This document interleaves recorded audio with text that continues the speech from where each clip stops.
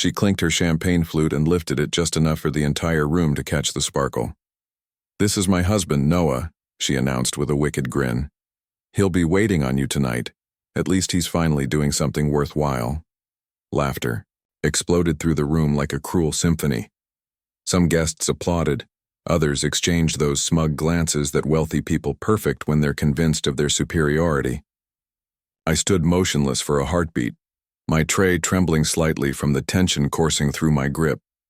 The ice in the glasses stayed silent, but my soul rattled.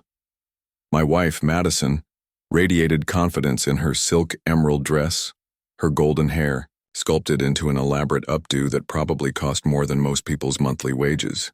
She was intoxicated, on attention, on champagne, on the rush of power. Whatever the cocktail, it transformed her into something vicious. This company celebration took place in our home, our estate, the one I'd financed, the same mansion I'd allowed her to transform into some glossy magazine spread. Now she flaunted me like a trained animal. No, worse than that, like a punchline. What they couldn't fathom, what she remained oblivious to, was that I wasn't some server.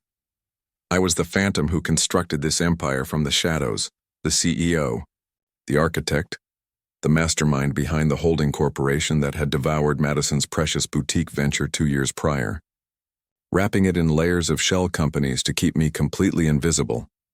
Madison once boasted about her independence, how she was a self-made entrepreneurial queen, yet she never questioned how I could afford our Brentwood mansion or why my overseas meetings never appeared in search results.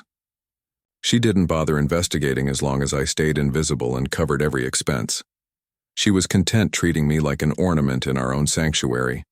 Tonight she craved my humiliation, and I would indulge her just long enough, while she paraded around introducing me to people as her domestic help. I observed the men she flirted with, particularly that sleaze in the Navy suit, Bryce, VP of Marketing, perpetually hovering too close, laughing excessively at her mediocre jokes. I understood exactly what was unfolding. I'd discovered the midnight messages when she abandoned her phone in the bathroom. I'd reviewed the security recordings during my business trips. She assumed I was ignorant of how she spread her allure like discount perfume across the office floors I technically owned. But tonight wasn't about her deceptions. Not yet. Midway through the evening, her superior arrived, Mr. Grant Whitmore, an impeccably dressed bulldog with predatory eyes. Everyone scrambled to acknowledge him. Madison naturally glided over as if she owned the entire building. "And who might this be?" he inquired, gesturing toward me. Madison pivoted toward him, still giggling from some pathetic witticism. "Oh, that's my husband," she cooed. "He's lending a hand tonight. He's between opportunities." Grant cocked his head, then studied me with unusual intensity. Then he stepped forward. "Noah King," he said deliberately, narrowing his gaze. "Wait, that's actually you, isn't it?" The atmosphere shifted, conversations slowed, heads began turning. "Before I file my divorce papers, don't worry. She'll still receive her severance, Grant." I nodded deliberately. "I admire your restraint, Noah. Hell of a strategy." Madison looked around the room like she was drowning in quicksand, and nobody was extending a lifeline. Not one of her superficial companions moved. Not even her beloved Bryce. I stepped closer and spoke just loud enough for her ears alone. "You. Label me a worthless server, but allow me to refresh your memory. I own everything you touch. This house, the company, the account that purchased your designer shoes, the vehicle you loaned your mother." Tears gathered, but I felt nothing. She wasn't weeping for me. She was mourning her lost authority. As I turned to exit, Bryce finally found his voice. "Listen, man, I had no idea." "Spare me," I replied. "If fortune smiles upon you, HR won't have your termination papers ready before Monday." I departed, composed and controlled exactly as I'd entered. But internally I was a tempest, not of rage anymore. That had dissipated. This was something icier, more precise. I didn't glance back. She never earned a second look. I settled into the back seat as the car pulled away from the mansion. My mansion. The driver remained silent. He understood. Everyone understood by now, and conversation wasn't necessary. My silence carried more weight than her mockery ever could.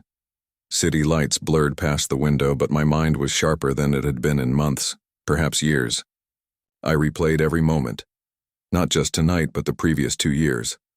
All the subtle slights disguised as humor, the hollow compliments, the nights she returned exhausted and reeking of cologne I didn't wear, the business trips too spontaneous for me to join, how she began dressing differently, viewing me differently, like I was merely an obstruction. Madison had always worshipped appearances, and I was meant to be part of her image, the backdrop, the foundation. But I was never supposed to shine, never meant to seize control. That was her performance, her fantasy, and she executed it flawlessly until she forgot one crucial detail. I construct illusions for a living. She merely decorated them. My phone buzzed. A message from her, predictably. "Noah, please, we need to discuss this." Delete. Another ping. I didn't mean any of that. I was intoxicated and attempting humor. Another lie. "Can we repair this? You blindsided me and I panicked." Repair this? The woman who ridiculed me before 100 people now wanted to mend it, like it was a scratch on her luxury car, not a fracture in her entire character. I tossed the phone aside and stared ahead. She was panicking because I didn't shout, didn't explode, didn't hurl a drink in her face or storm out in theatrical fury. No, I allowed truth to speak. That's what always terrified her.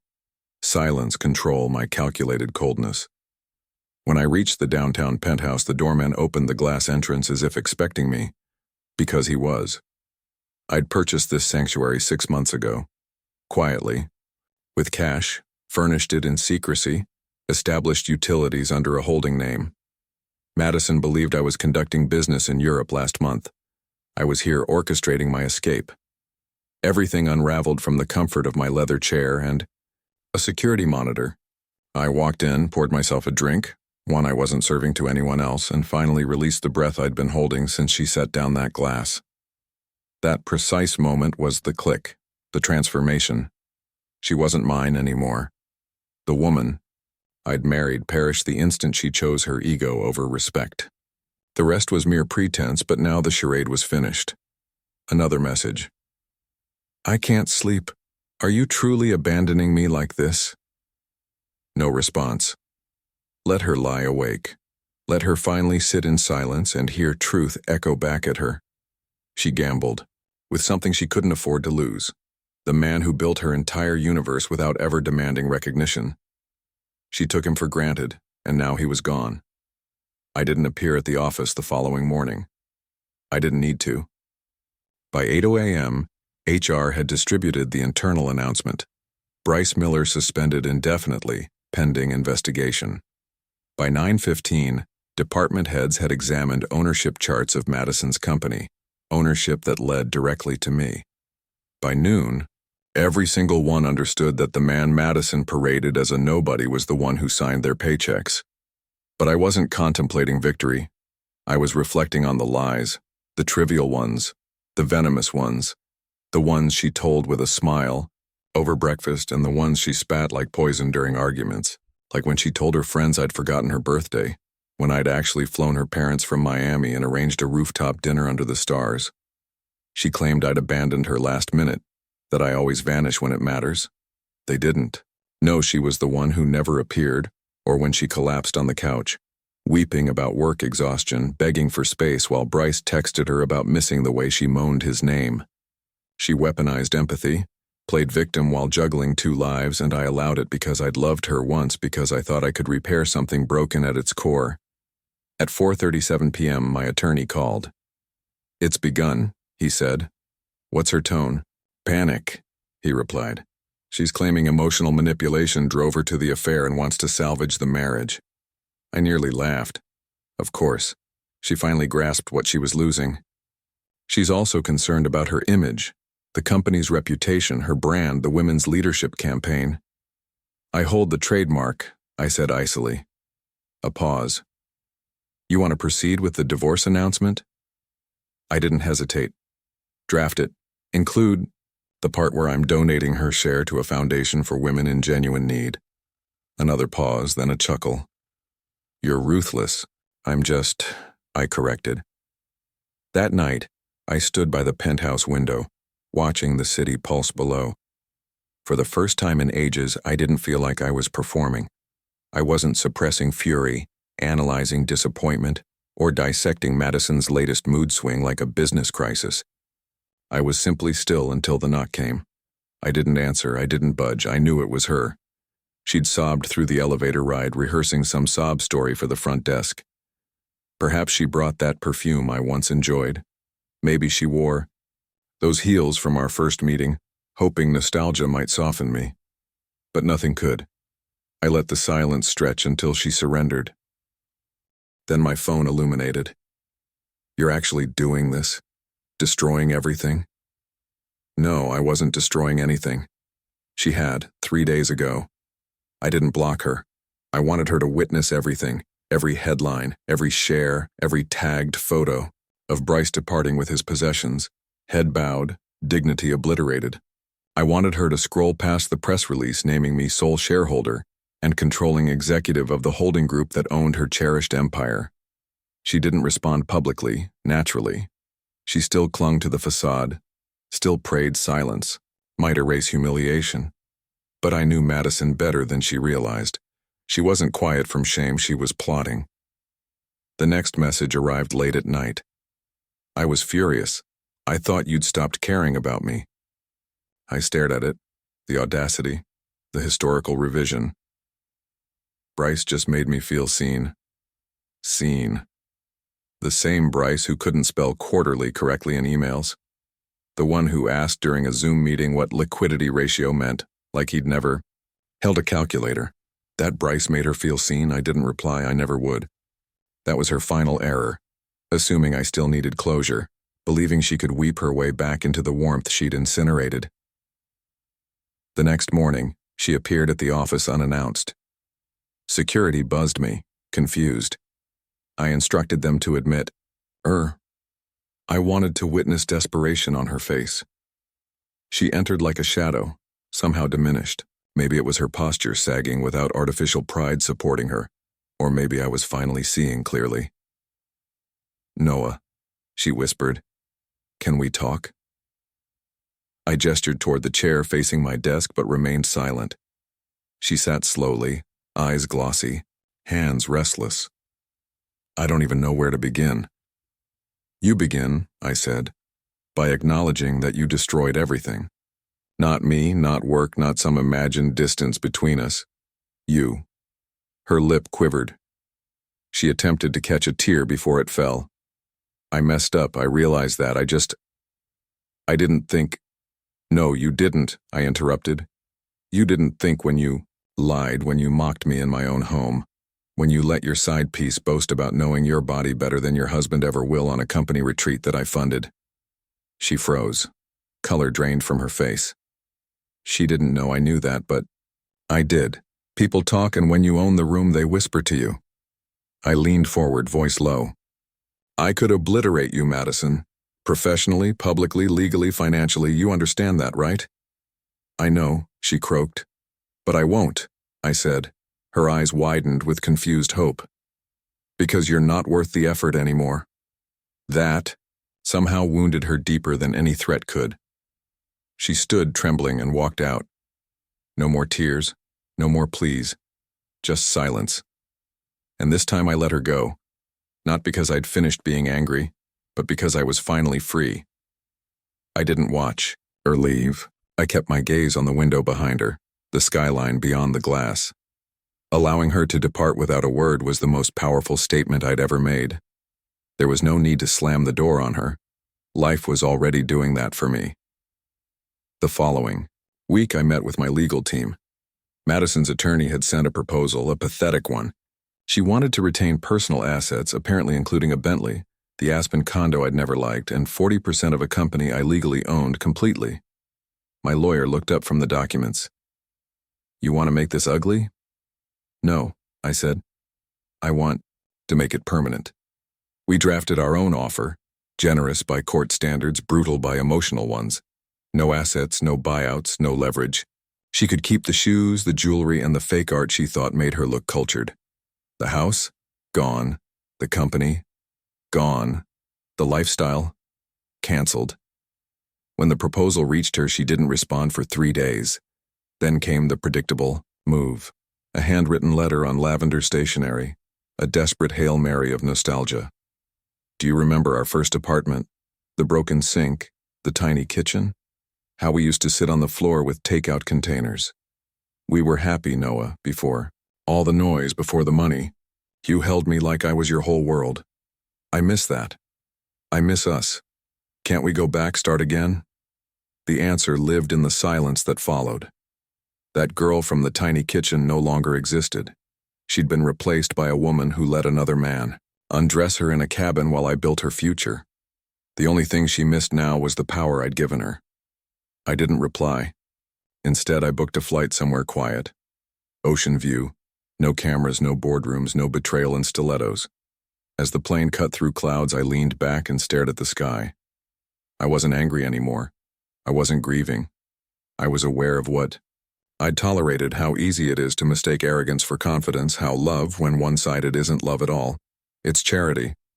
And I was done giving handouts to someone who spat in my face and laughed while doing it.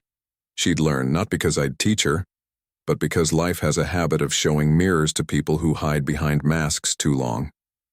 Me? I had nothing left to prove. I'd already won. 2 months later, her name surfaced again on a blog, one of those glossy lifestyle sites that once praised her as a self-made mogul with enviable taste in marble countertops. This time, the tone had shifted. Inside the fall.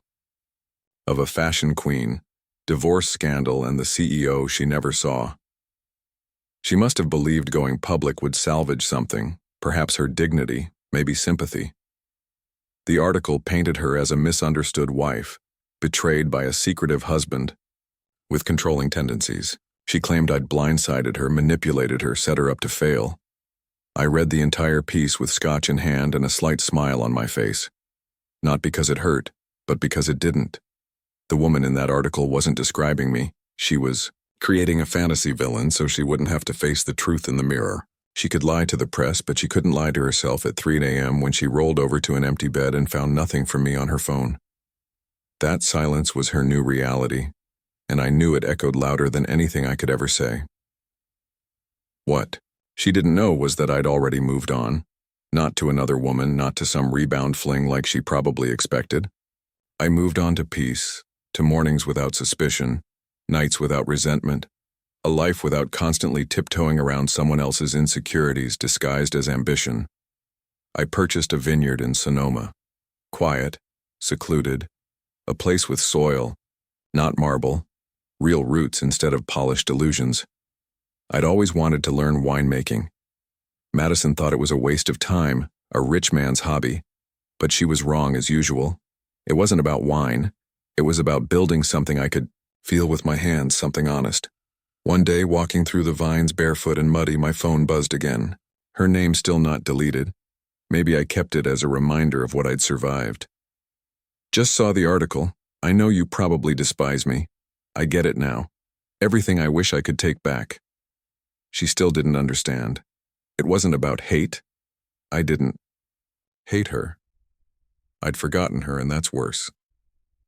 I locked the screen, slipped the phone into my pocket, and continued walking through the vineyard, the wind carrying away everything I didn't need anymore, including her. She used to call me invisible. Now she was the one fading. A year later, I stood at the vineyard's edge watching the sun melt into the hills. The first batch of my wine, King's Edge, was bottled that morning. I didn't throw a party. No press, no influencers, no clinking glasses, in a rented ballroom. Just a quiet celebration with a few genuine people, friends who knew my story, not just the headlines, people who didn't care about titles or money or what brand of watch I wore. That evening, a couple visiting from out of state asked if I was the owner. I nodded. The woman smiled and said, "Your wife must be proud." I just smiled back. She used to be, but she was proud of the wrong man. They laughed politely, not knowing the weight behind those words, and that was fine. My story wasn't for everyone. It wasn't a tragedy, and it sure as hell wasn't a fairy tale. It was a lesson, a brutal, necessary one. You can give someone the world, but if they're only looking for a throne, they'll never see its value. They'll sit on it, sure, but they won't build with you. They won't bleed with you. They'll just wait for the moment they think they can do better. And when that moment comes, let them go. Let them fall in love with someone else's spotlight. Let them forget the man who built the stage, because eventually the lights will fade, and all they'll be left with is the reflection of what they destroyed. I found freedom in the wreckage. And if you're reading this, if you're the man still trying to fix what she keeps breaking, stop. Let her bury herself in her own lies. Let her chase admiration from men who only want one thing. Let her post quotes about loyalty while texting someone else under the table. Then walk away quietly, with purpose, with grace, because revenge isn't always loud. Sometimes it's just becoming everything she said you couldn't be without her. And when the silence finally settles, when the dust clears and she's staring at the ruins she called a life, she'll remember you, and you'll be too far gone to care.